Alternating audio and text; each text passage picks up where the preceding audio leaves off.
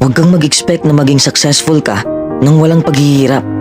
Remember this, true success comes from endurance and perseverance. Kung madali lang maging successful sa buhay, edi sana'y successful na tayong lahat, di ba? Huwag mong iasa sa swerte ang buhay mo. Invent opportunity and embrace your failures. Maraming taong hihila sa'yo pababa, pero huwag kang magpapahila sa kanila.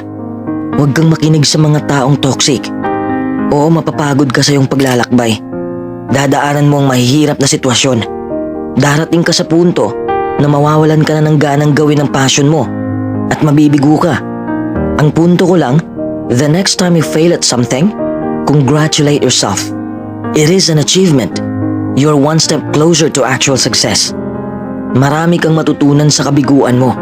Along the way, you learn a lot about yourself and you learn a lot about what makes you happy.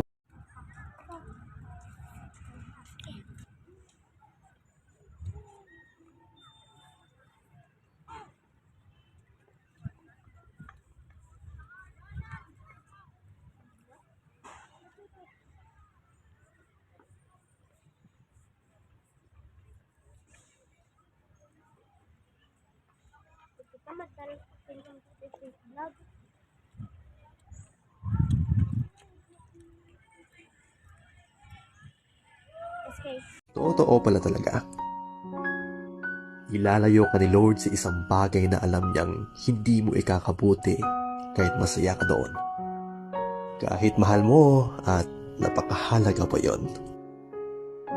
Nakakalungkot at masakit pero sobrang worth it. Alam mo kung bakit?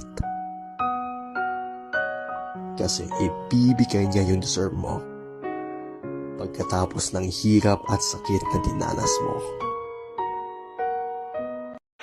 Diyos ko po.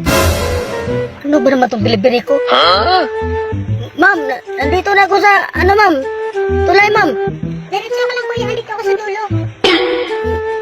Ma'am, nakakatakot yung tulay nyo dito, ma'am, eh. Kung kayong tawirin to, ma'am. Kuya, huwag kang matakot dyan. Matibay po yung tulay namin, kuya.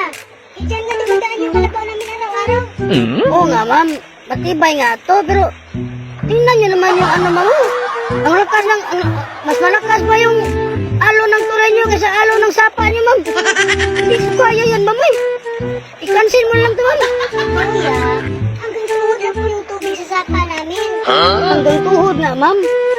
Pero, ma'am, pag nahulog ako din sa tulay niyo, ma'am, sobrang lakas ng karit ng tubig, ma'am. Baka umabot ako sa Pacific Ocean, ma'am. Kuya, gamot kasi yan ang lola ko, Lord ko. Baka mamatay siya. Maawa ka naman, please. Maawa ka rin sa akin, ma'am. Gusto ko pang mabuhay.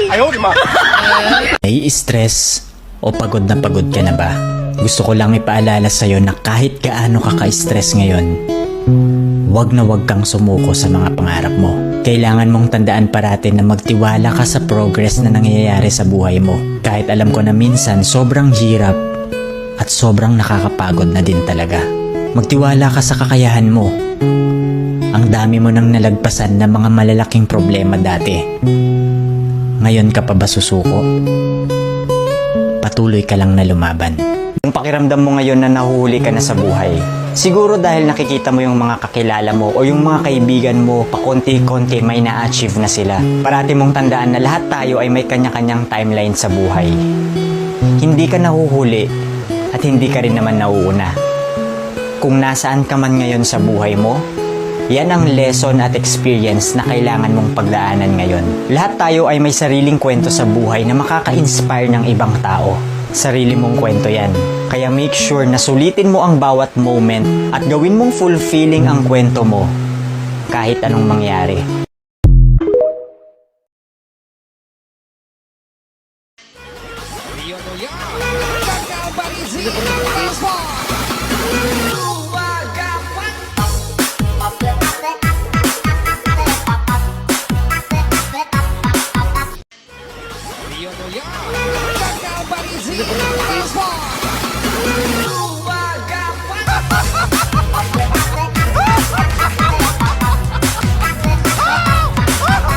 Alam mo bang ikaw yung pinakamaganda, madating? Magaling ito pa.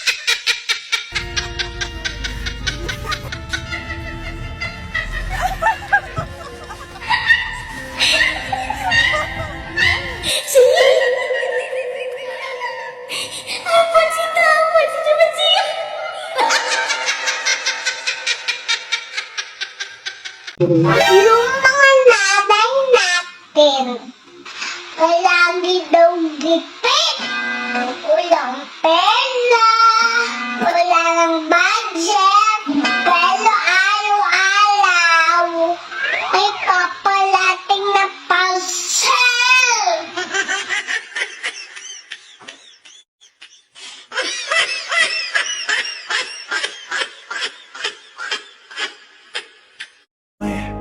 And now the day bleeds into nightfall, and you're not here to carry me through it all. I let my Sino si Andrea? Yan yung paborito kong kabayo. Madalas kong sakyan.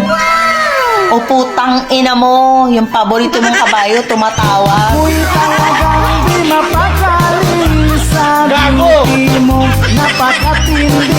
أوصيت مليون سنة أدري فيون مين المتهم المجنون اللي خد قلبك من جسدك وبقيت له راي. Nanay, ano pong nahulaan niyo sa palad ko? Mabubuntis ang misis mo ngayong buwan. Ho? Paano mangyayari yon? Baog ako. Bakit? Sinabi ko bang ikaw ang ama? Pakutsa-kutsara ka pa. Feeling social. OFW nga.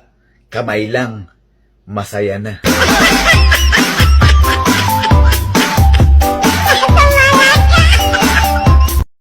Love, kunwari, nag-break tayo kasi may nangyari sa amin ng best friend mo. Ang tanong dyan, babalikan mo pa ba ako? Kunwari, sinuntok ko yung bibig mo ngayon, tapos natanggalan ka ng ngipin. Kasi din mo, mababalik ka yung ngipin mo. O eto ang tanong. Paano mo daw masasabi kung swerte ka sa asawa mo? Kung swerte ka sa asawa mong lalaki? Una, hindi ka minumura. Ilan dito sa mga babaeng to na yung asawa nila pag nagagalit sa kanila, minumura agad sila. Minumura sila na kung murahin sila, akala mo hindi sila partner o hindi sila asawa. Nakakala mo alipin sila. Every time na nagagalit yung asawa nilang lalaki, binagmumura agad sila. Swerte ka sa lalaki kung hindi ka minumura niyan. Lalo na kung may anak kayo tapos ayaw na ayaw niyang iparinig dun sa loob ng pamamahay na yun na may nagbumura sa loob ng bahay na yun. Na kahit anong galit sa'yo ni mister, o kahit anong galit sa'yo ng boyfriend mo, hindi ka mumurahin. Oo, magagalit siya. Oo, sasabihin niya yung rason bakit siya naiinis. Minsan mapipikon siya sa'yo dahil syempre babae toyoin yan eh. Pero never kang mumurahin. Pangalawa, yung lalaking hindi ka sasaktan ng pisikal.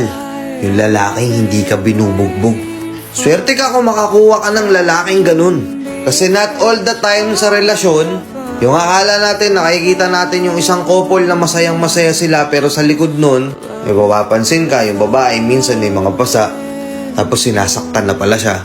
Konting pagkakamali lang na nagawa ni Mrs. may pananakit na agad na kasunod.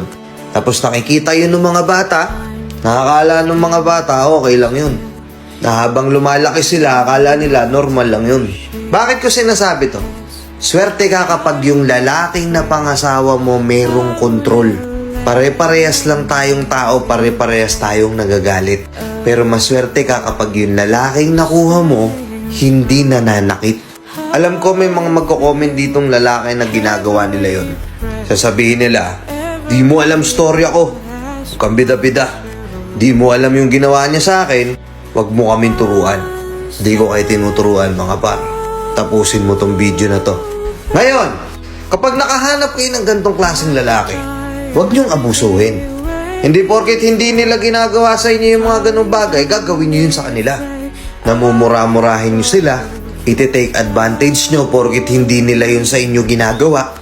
Kayo naman yung magtatarantado, kayo naman yung gagawa ng kagaguhan kasi ang nasa isip niyo, hindi naman kayo sasaktan eh. Hindi naman kayang magalit sa akin yan eh. Kaya kahit magkamali ako, okay lang. Kaya minsan, instead na ako yung maging pahinga niya dahil sa sobrang hirap at sa sobrang pagod na struggle niya araw-araw, para mabuhay yung pamilya ko, ako pa yung magiging cause para bumigat lalo yung nararamdaman niya. Nakuha nyo? Nuggets nyo? Oo, hindi nga kayo sinasaktan ng ganong lalaki, hindi nga kayong minumura ng ganong lalaki, but it doesn't mean na kapag napuno siya sa'yo, hindi ka naiiwan. Which is yun yung alagaan nyo. Maswerte kayo kung ganong klase ng lalaki yung nakuha nyo. Kaya ingatan nyo. Oo, minsan magkakaroon ng hindi pagkakaunawaan sa relasyon nyo. Pero hanggat maaari, kontrolin nyo yung sarili nyo at wag nang umabot na magkakasakitan at magkakamurahan pa kayo. Ngayon ang tanong, maswerte ka ba sa lalaking napili mo? Yung asawa mo, kagaya ba siya ng tinutukoy ko na hindi ka kayang murahin at hindi ka kaya saktan? Comment mo dito. Let's go! At oo nga pala guys, utang na loob, baka mapansin nyo to sa Facebook nyo. Eto, baka lumitaw to habang nag-i-scroll kayo sa Facebook. Pakipollow nyo naman ako dyan, supportahan nyo naman ako dyan, Kuya Marvin TV. Magsilipat na kayo dyan, parang awan nyo na, yun lang. Let's go!